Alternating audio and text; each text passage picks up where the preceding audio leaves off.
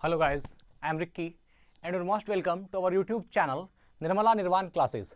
Physics देख रहे थे और फिजिक्स में रिफ्रैक्शन चल रहा था, अपवर्तन चल रहा था। अपवर्तन की परिभाषा को देखा हम लोगों ने और जो उससे संबंधित और भी अपवर्तन से संबंधित जो भी टॉपिक था उसको भी हम लोगों ने देखा।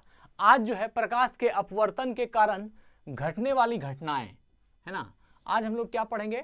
प्रकाश के अपवर्तन के कारण घटने वाली घटनाएं, अर्थात अपवर्तन के कारण जो घटनाएं होती है उसको देखेंगे। इसके पहले वीडियो में हम लोगों ने देखा था अपवर्तन के कारण क्या क्या है उसको, और आज देखेंगे अपवर्तन के कारण घटने वाली घटनाएं, है ना। अपवर्तन के कारण कौन कौन से इवेंट हमारे वातावरण में है, जो हमारे परिवेश में है, जिसको हम लोग देख सकते हैं, जो घटनाएं अपवर्तन के कारण होती है उसके कुछ उदाहरण यहाँ पर दिए गए हैं। ऐसे कभी कभी ये ऑब्जेक्टिव प्रश्न में रहता है कि ये जो कोई एक उदाहरण रहेगा और रहेगा कि ये फिजिक्स के किस चीज़ के कारण होता है, तो वहाँ पर आपको अपवर्तन के कारण, प्रकाश के अपवर्तन के गुण के कारण ये घटनाएं होती है ऐसा दिखाना होता है। तो आपको अगर ये मालूम है कि कौन कौन सी घटनाएं होती है या इससे संबंधित कोई भी घटना आएगी तो आप, हमको लगता है कि आप पकड़ लीजिएगा।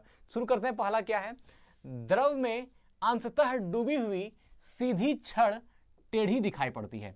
अपवर्तन का एक बहुत बड़ा ये कारण है, बहुत बड़ा रीजन है, बहुत बड़ी घटना है अपवर्तन की ये, कि जब भी किसी चीज को अगर आप पानी में डुबाएंगे, पारदर्शी होना चाहिए वो माध्यम। जैसे मान लीजिए कांच का ग्लास है, उसमें पानी भरा हुआ है और अगर आप उसमें पेंसिल डालते हैं तो पेंसिल पानी की सतह के बाद नीचे देखिएगा तो वो टेढ़ी दिखाई पड़ती है।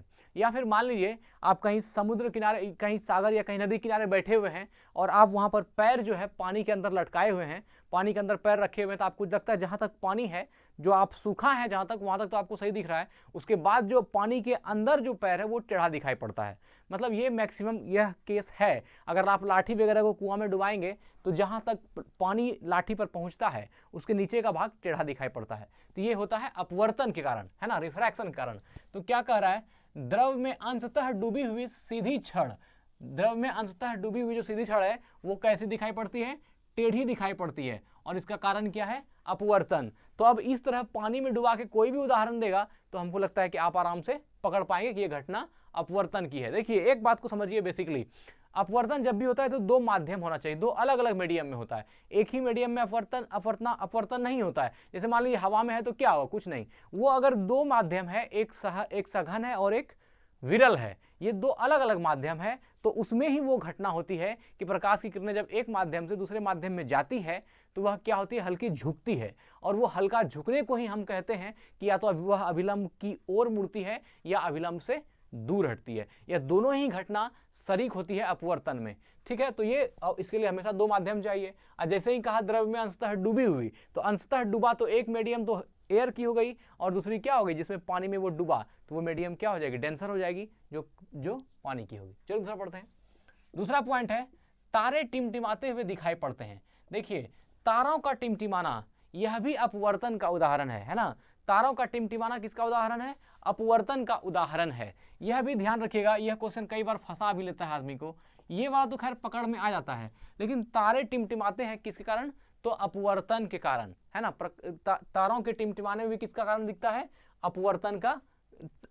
तारों के टिमटिमाते हुए दिखाई जो पड़ते हैं तारे, वह किसके कारण होते हैं? तो वह भी उदाहरण है अपवर्तन के। इसमें भी प्रकाश का अपवर्तन होता है और तारे टिमटिमाते हुए प्रतीत होते हैं।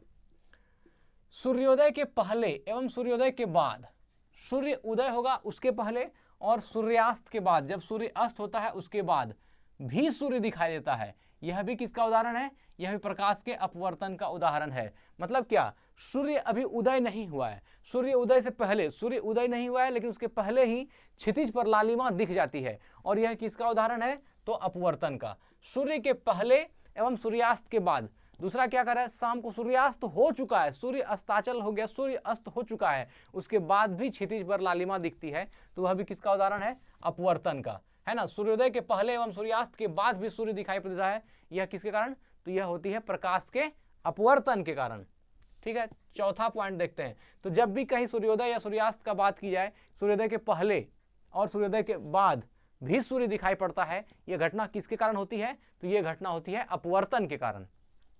चलिए, पानी से भरे किसी बर्तन की तली में, पानी से भरा हुआ कोई बर्तन की तली है, तली में पड़ा हुआ सिक्का, उसमें कोई सिक्का गिरा दें, ऊपर उठा हुआ दिखाई पड़ता है। वो सिक्का क्या लगता है? ऊपर पर है। मतलब कि जितने गहराई में वो होता है उतना गहराई में दिखता नहीं है, या लगता है कि गहराई थोड़ा सा ऊपर है ना, लगता है कम गहरा में है। आप देखिएगा हम लोग बचपन में जब नदी में जाते थे तो कोई सिक्का वगैरह अगर थैली से गिर गया पानी में तो लगता था कि बहुत ऊपर है, लेकिन जैसे ही आप हाथ दीजिएगा आपको अनुभव होगा कि ये छल है।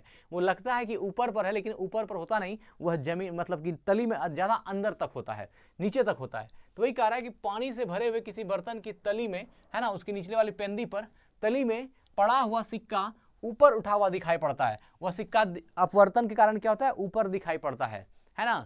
यह भी अपवर्तन का गुण है कि किसी भी चीज़ में पड़ा हुआ कोई सिक्का या कोई पदार्थ जो उसके तली में बैठा हुआ है, ऊपर से देखने पर लगता है कि वह ऊपर पर है, और जबकि वो ऊपर में होता नहीं है, वह एकदम नीचे में होता है, ग्राउंड में होता है। तो यही हो गया, पानी से भरे हुए किसी बर्तन की तली में पड़ा हुआ सिक्का ऊपर उठा हुआ दिखाई पड़ता है, यह भी किसके कारण होता है, तो यह घटना भी अपवर्तन के कारण होती है।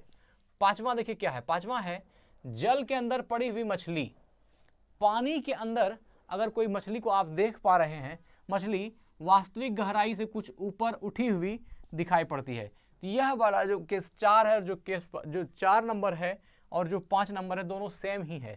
यहाँ तली में सिक्का था और यहाँ जल के अंदर पड़ी हुई मछली है ना। जल के अंदर पड़ी हुई मछली वास्तविक गहराई से, जो ओरिजिनल गहराई है, ओरिजिनल डेप्थ है, उससे कुछ ऊपर पर ही दिखाई पड़ती है। अगर ये मान लीजिए कि 10 मीटर गड्ढा है तो वो आपको लगता है कि 5 मीटर पर है, 7 मीटर पर है या 4 मीटर पर है, लेकिन जब आप उसमें हाथ देते हैं, उसको पकड़ने का प्रयास करते हैं, तब आपको मालूम होता है कि वह वास्तविक गहराई से कुछ ऊपर उठी हुई प्रतीत होती थी, लेकिन वो प्रतीत गलती है, वो ऊपर में थी नहीं, वह थी अंदर में। तो यह आपको प्रतीत होता है। ये सारी घटनाएं जो जल के अंदर पड़ी हुई मछली वास्तविक गहराई से कुछ ऊपर उठी हुई दिखाई पड़ती है, ये सभी घटनाएं किसके कारण होती है, तो प्रकाश के अपवर्तन के कारण।